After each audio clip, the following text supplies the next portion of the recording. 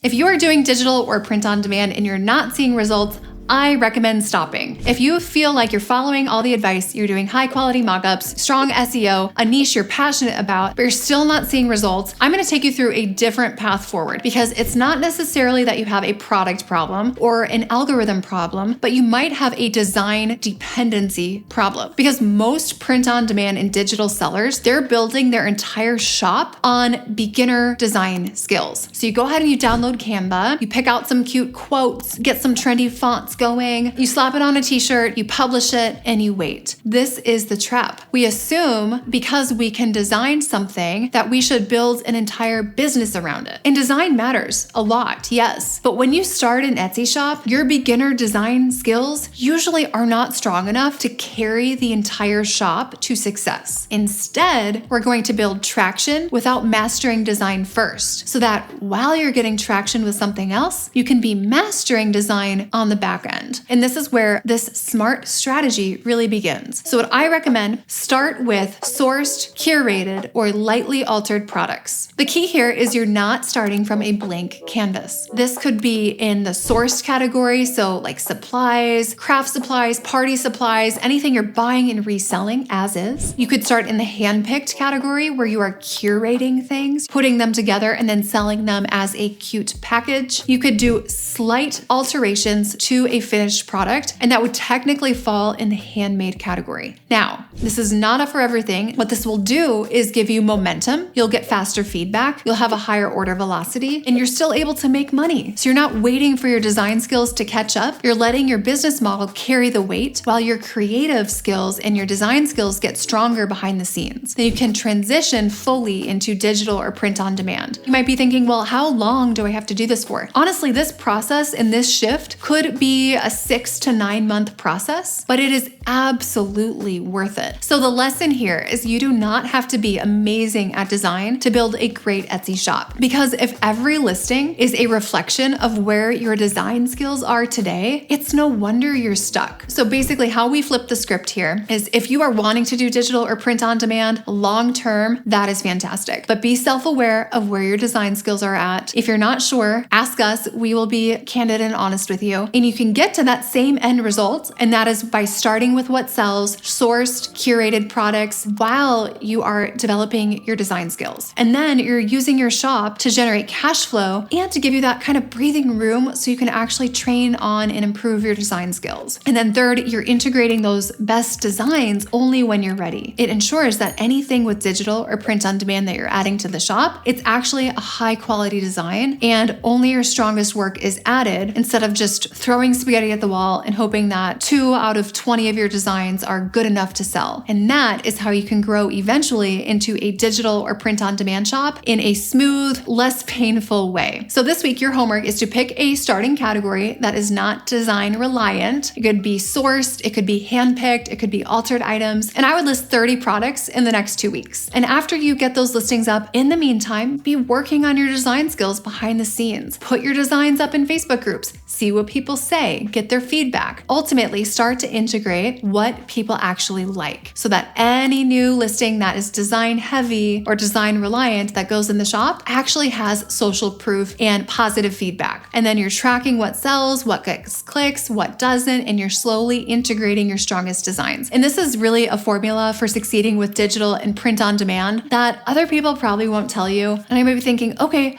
great, but what are these sourced or hand-picked items that I could be selling on Etsy? Definitely check out this next video where I will dive into that a little bit deeper.